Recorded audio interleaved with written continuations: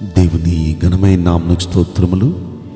ఈ వాగ్దానం వింటున్న మీకందరికీ మన ప్రభువును ప్రియ రక్షకుడైన యేసుక్రీస్తు నామములో శుభములు, మా హృదయపూర్వకమైన వందనములు తెలియచేస్తున్నాం.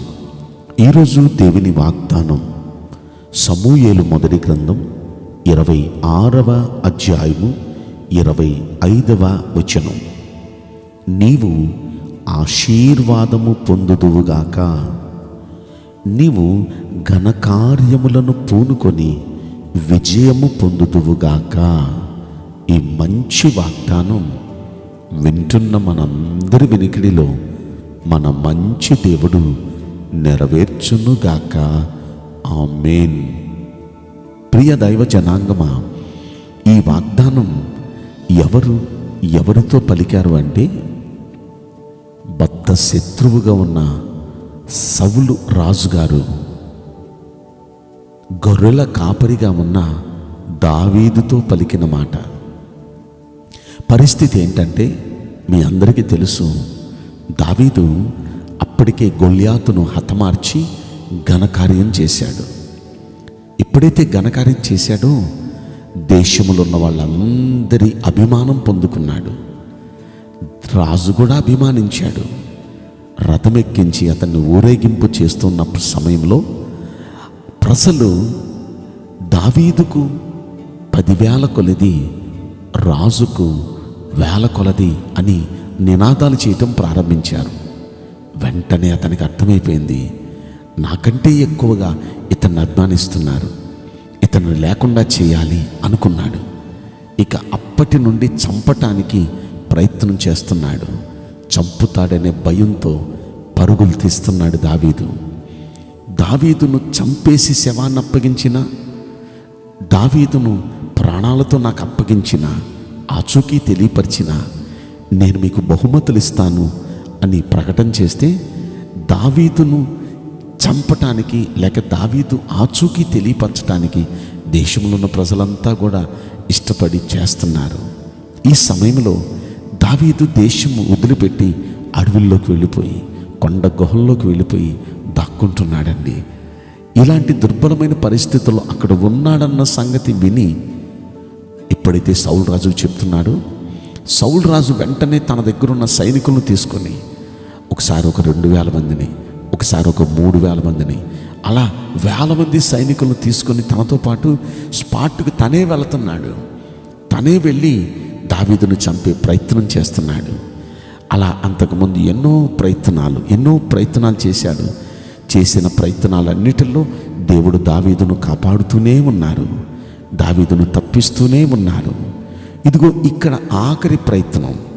ఆయన ఈ అధ్యాయంలో మనం పరిశీలిస్తే, జీపీయుల ఆ అరణ్యములో గిబియోన్లో ఉన్నాడన్న సంగతి సౌలుకు తెలిసేటప్పటికీ అక్కడికి సౌలు వెళ్ళాడండి.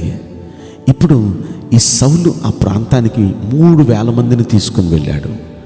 3,000 మందిని తీసుకుని వెళ్ళి అతను చంపుదాం అని వెతుకుతున్నాడు. ఆ అరణ్యంలో వెతుకుతూ ఉన్న ఆ సమయంలో అలసిపోయాడు. తన దగ్గరున్న వారికి చెప్పి, నేను అలసిపోయాను, నేను కాసేపు నిద్ర తీస్తాను, మీరు దయచేసి కాపాడండి, చూసుకోండి అని చెప్పి ఆయన పడుకుంటే, ఆయన చుట్టూ ఈ వచ్చిన వాళ్ళంతా కూడా పడుకున్నారు. పడుకున్న సమయంలో దావీదు ఏం చేశాడంటే, దావీదుతో ఉన్న కొంతమంది, ఇదిగో అందరూ నిద్రలో ఉన్నారు, మనం ఇప్పుడే వెళ్ళి అతను చంపేస్తే ఇక నువ్వే దేశానికి రాజు అవుతావు అంటే గబగబ దగ్గరికి వెళ్ళాడు. అతని ఈటే అతని తలగడ దగ్గరే ఉంది. ఆ ఈటు తీశాడు. దేవుని ఆత్మ అంటుంది, అది నా పని, నీ పని కాదు, వదిలేసి వెళ్ళిపో. ఆ ఈటను తీసుకొని, అక్కడున్న నీళ్ల బుడ్డిని తీసుకొని ఆ ప్రాంతమును వదిలిపెట్టి దావీదు వెళ్ళిపోయాడు. వెళ్ళిపోయిన దావీదు అంతకుముందు ఏ విధంగా తగ్గించుకొని మాట్లాడాడో అదే విధంగా తగ్గింపుతో కేకలు వేయటం ప్రారంభించాడు. రాజును పిలుస్తూ మాట్లాడుతున్నాడు. రాజు ప్రక్కన ఉన్న వారిని పిలుస్తూ మాట్లాడుతున్నాడు. అది కూడా ఎంతో తగ్గింపుతో. ఇశ్రాయేలీల గొప్ప రాజు ఎవరిని వెతుక్కుంటూ వచ్చాడు?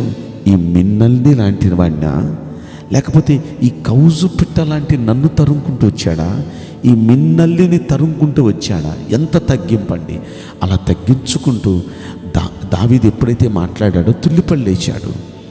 లేచి, ఇదిగో ఈట నా దగ్గర ఉంది, నీళ్ళ బుడ్డి నా దగ్గర ఉంది, ఇదిగో మిమ్మల్ని చంపటానికి దేవుడు నాకు అవకాశం ఇచ్చాడు, కానీ మీరు దేవుని చేత అభిషేకించబడిన వారు కనుక మిమ్మల్ని చంపకుండా దేవునికి అప్పగించి నేను వచ్చేసాను, ఇదిగో అంటూ చెప్పేటప్పటికీ అప్పుడు ఆశ్చర్యపోయాడు.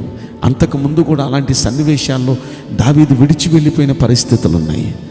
ఇప్పుడు అంటున్నాడు, నాయనా దావీదా, ఇక నిన్నెప్పుడు నేను చంపటానికి తరమునయ్యా, ఇక నీ జోలికి నేను రానయ్యా, నీవు ఆశీర్వాదం పొందుదువుగాక, నీవు ఘనకార్యాలు పూనుకొని నువ్వు విజయం పొందుదువుగాక అని మనస్ఫూర్తిగా శత్రువు పలుకుతున్నాడండి.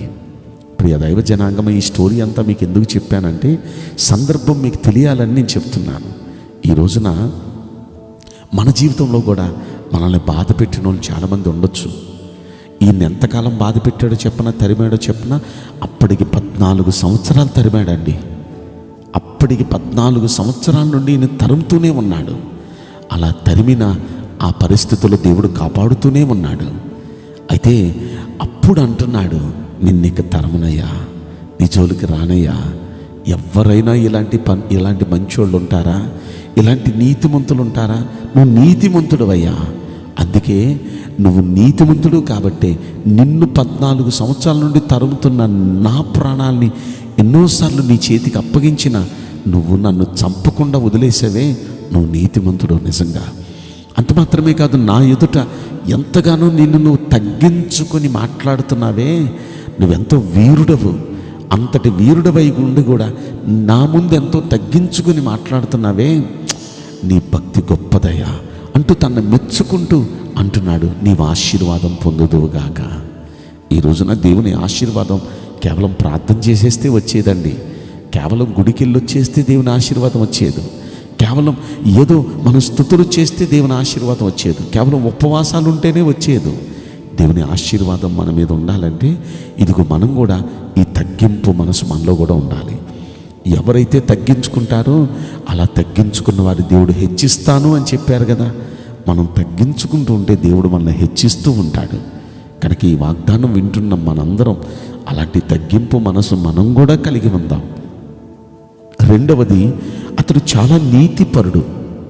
ఏంటి అతని నీతి అంటే, తన తరిముతూ ప్రాణాలు తీయటానికి, మేలు చేసిన తన ప్రాణాలు తీయటానికి తరుముతున్నా సరే, ఆ తరుముతున్న సమయంలో అతని ప్రాణాలని తీసే అవకాశం దావీదుకు వచ్చినా సరే తీయకుండా వదిలిపెట్టేశాడే, అదే నీతి. మన జీవితంలో కూడా ఇలాంటి నీతిని మనం నెరవేరుద్దాం. మనల్ని హాని చేయాలి అనుకున్న వారికి కూడా మనం మేలే చేద్దాం, మనం హాని చేయొద్దు. యేసయ్య మనసు కూడా అదే కదా. యేసయ్య కూడా పట్టుకొని అతని చిత్రహింసలు పెట్టిన వారి కోసం సిలువెక్కగానే ప్రార్థన చేస్తున్నాడు, అయ్యా వీరేం చేస్తున్నారో వీరికి తెలియదు, వీరిని క్షమించయ్యా, ఈ శిక్ష వీరి మీదకి రానియొద్దయ్యా అని ప్రార్థన చేస్తున్నారు. అది యేసయ్య మనసు.